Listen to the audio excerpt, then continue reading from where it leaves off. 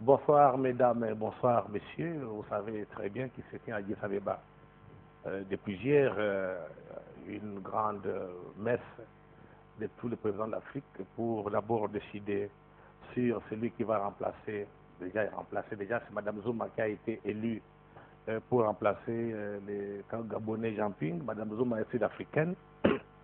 Et de l'autre côté, on va parler des problèmes de l'Afrique, en commençant par le Mali, avec ce qui se passe au nord du Mali. Après le Mali, il y a le Sud-Soudan, et on a ajouté la RDC par rapport à la situation qui se passe actuellement. Avec le professeur Bioya sur ce plateau, on va tabler de voir qu'est-ce qui se cache derrière toutes ces manœuvres. Est-ce que les Africains sont devenus indépendants? Est-ce que les Africains travaillent pour les autres? En commençant par là, on finira par savoir qu'est-ce qu'il faut pour que l'Afrique s'en sorte, parce que c'est normal que beaucoup de pays s'organisent, beaucoup de continents s'organisent, il n'y a que l'Afrique qui a un désordre, où n'importe qui peut venir faire ce qu'il veut, et se tenir tout comme lutter contre certaines élites politiques africaines. Bonsoir, professeur. Bonsoir. Prof, après 6 mois, il n'y a pas de contradiction, de compétition, de télévisation, avec entre les francophones et les anglophones. Aujourd'hui, on voit Mme Zuma, élue présidente de la Commission de l'Union africaine. Professeur, un premier commentaire. Bon, c'est le triomphe qu'on doit constater de la diplomatie sud-africaine. Je pense que nous qui pensions que l'Afrique du Sud n'était pas encore mise en diplomatie, en politique étrangère, parce que c'est un jeune pays. Nous avions tort, en fait, de le sous-estimer, parce qu'il vient de faire certainement une démonstration de force en s'octroyant une place au soleil. Mais c'est une victoire qui, au moment où il arrive, comporte effectivement des avantages pour l'Afrique du Sud, certainement, plus, me semble-t-il, à l'interne qu'à l'externe, parce que, en principe, ces postes, c'est un poste comme tous les postes de l'Union africaine, ce sont des postes qu'on se distribue selon les espaces géographiques. C'était le tour de l'Afrique centrale, cette fois c'est le tour de l'Afrique australe. Mais ce qui est important à retenir, c'est que l'Afrique du Sud, ce n'est pas n'importe quel pays d'Afrique. C'est un pays, comme je dis, qui est hégémonique, qui est un pays émergent, un pays qui participe en fait au G20 dans le monde. L'occupation par l'Afrique du Sud de ce poste a été dictée par des circonstances qui ont entouré l'Afrique et qui ont contribué à démontrer que l'Afrique était toujours impuissante, notamment le problème électoral en Côte d'Ivoire et puis le problème des printemps arabes en Libye, à Tripoli, où pratiquement les positions de l'Union africaine n'ont pas produit des effets, n'ont pas impressionné le monde. Et on a vu des diplomates étrangers comme Hillary Clinton venir au siège de l'Union africaine demander aux Africains de combattre, donc d'adhérer au plan des autres. Alors, soit ça a un peu dérangé l'Afrique du Sud qui participe au G20, mais qui participe aussi à l'Union africaine, et ceux qui lui donnent un peu de considération au G20, mais l'ignorent complètement lorsqu'elle devient africaine. Je crois que l'Afrique du Sud a pensé pouvoir prendre le contrôle de la présidence de la Commission de l'Union africaine pour donner une sorte de consistance, en fait, à sa place, à sa position dans l'échiquier mondial des G20.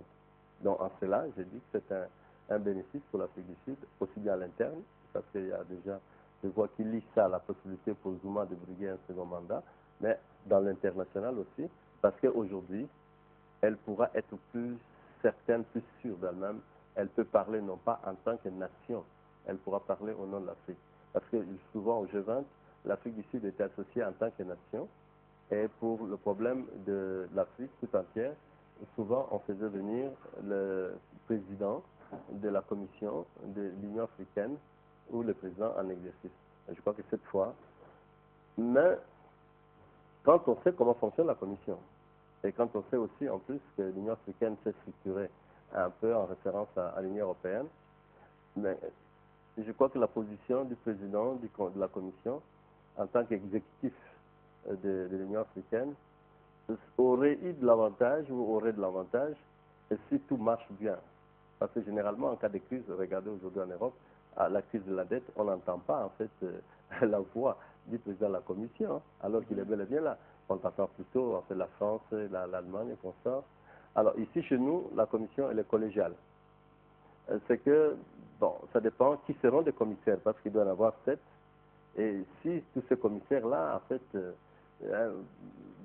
montrent de l'ambition, ou s'ils proviennent des pays qui ont des ambitions, il faudra s'attendre à ce que ça soit assez dynamique. Mais sinon, en elle-même, la Commission, bon, c'est symbolique, parce que toute la puissance de l'Union africaine, cette puissance qu'il y a, c'est la conférence des chefs d'État. Or, je ne sais pas si ceux qui n'ont pas gagné, et ceux qui auraient voulu bloquer l'Afrique du Sud, ne vont pas prendre les revanches au niveau, en fait, de la conférence des chefs d'État et des gouvernements.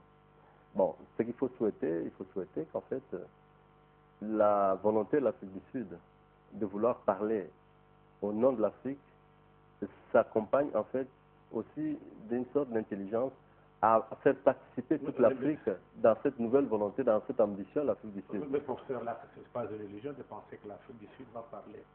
Au nom de l'Afrique, on a vu qu'à Addis Abeba, ce n'était pas les Africains qui se parlaient ou bien qui se battaient. On a vu les Européens en particulier, les francophones, les anglophones qui s'affrontaient.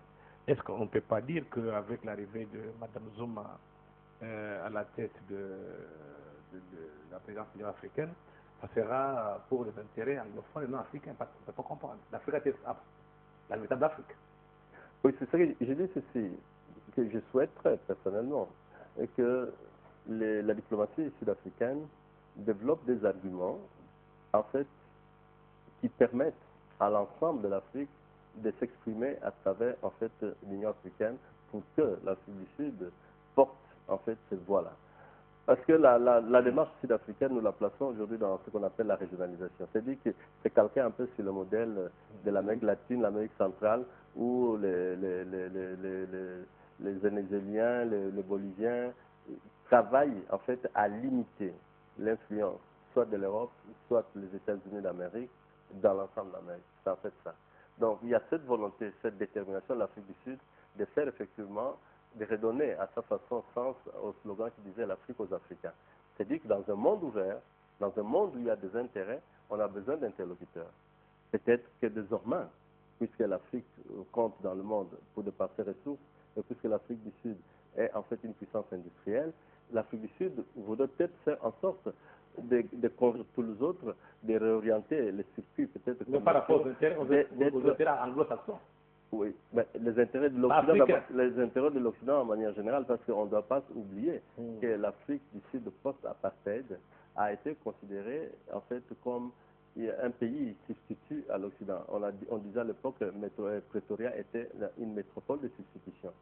C'est que l'Afrique du Sud de Mandela est arrivée au moment où il y avait crise en Europe, où l'Europe de l'Est en fait s'est libérée de l'Union soviétique et les Européens qui avaient à prendre en charge l'affaire de l'Est n'avaient plus en fait assez d'argent pour prendre aussi l'Afrique en charge. Alors ils voulaient laisser toute l'Afrique en fait entre les mains de l'Afrique du Sud. Et c'est qu'aujourd'hui là, c'est que l'Afrique du Sud veut concrétiser une ambition en fait que les autres lui ont vendue. Fondamentalement, une ambition occidentale qu'on a vendue à l'Afrique du Sud et l'Afrique du Sud l'assume. C'est que, ça je donne mon avis personnel, d'une manière ou d'une autre, derrière en fait l'ambition sud-africaine, il y a en fait aussi cette présence de cette mission que l'Afrique du Sud doit remplir pour le monde occidental de façon générale. Et d'ailleurs, est-ce qu'on ne peut pas aussi relever que depuis que Kadhafi est mort, il y a un problème, il y a une crise de leadership en Afrique. On ne voit pas d'abord de personnalité au niveau des chefs de l'État qui émergent. Il y a une difficulté depuis que Kadhafi est mort. C'est exactement ça. Depuis que Kadhafi a été assassiné. Depuis que l'assassinat de Kadhafi, depuis le triomphe en fait de politique des Occidentaux, il y a ce vide-là. Mais le vide, Et justement, je ne pense pas qu'il sera remplacé de sitôt, parce que Kadhafi avait des moyens de vouloir africaniser, en fait, le destin africain.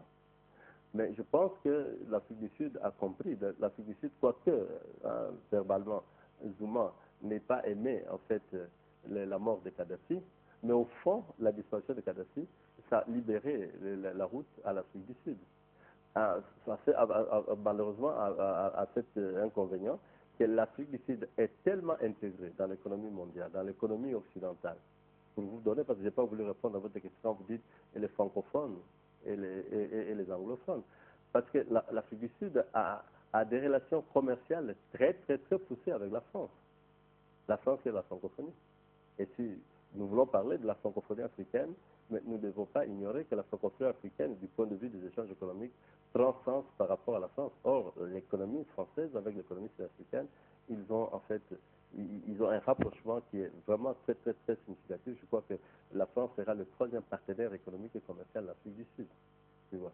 Donc, l'Afrique du Sud est trop intégrée dans l'économie occidentale, dans l'économie mondiale, c'est que désormais cette appropriation en fait de l'Afrique du Sud, du destin africain, pourra permettre aux Occidentaux de mieux soutenir la compétition avec la Chine, avec l'Inde, avec les autres arrivants. Et donc, parce que c'est ça l'avantage. Mais l'Afrique du Sud est là pour les intérêts occidentaux et non pour les intérêts africains.